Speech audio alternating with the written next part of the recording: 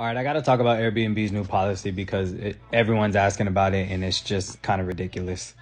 But before I do, I just need to say why Airbnb is doing this, and it's strictly a business move. And although some people might not agree, they kind of need the business and they need customers, but they forget to realize that without the host, all they have is a website.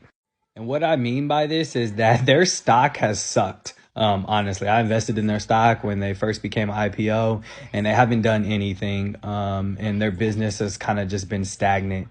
So they need to hit revenue. So they're trying to do some different changes and make the guests happy, which involves not making the host happy.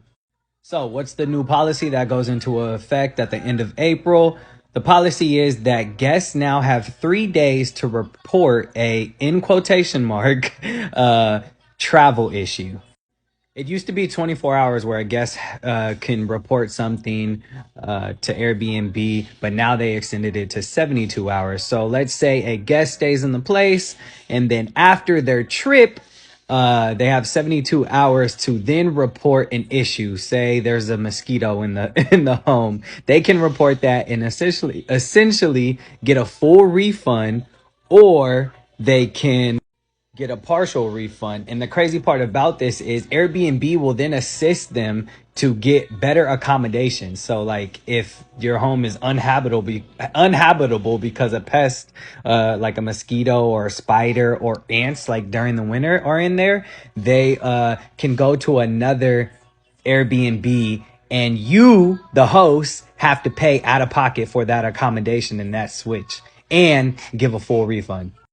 And I see both sides, right? I see it from a business structure, and I see it. You have to be happy to both host and guest. Oh, my daughter doesn't like this either, but you have to be happy to both host and guest. But what they're failing to realize is that you're taking a lot of business away from hosts, and you're gonna get a lot of guests that are gonna abuse this situation. This is an opportunity for guests to literally submit travel issues in quotations and be vague, and for them to get their money back. And I don't understand how Airbnb sees that that guests are not going to take advantage of this. She wanted to join the party, but anyways, I think that hosts should just be aware.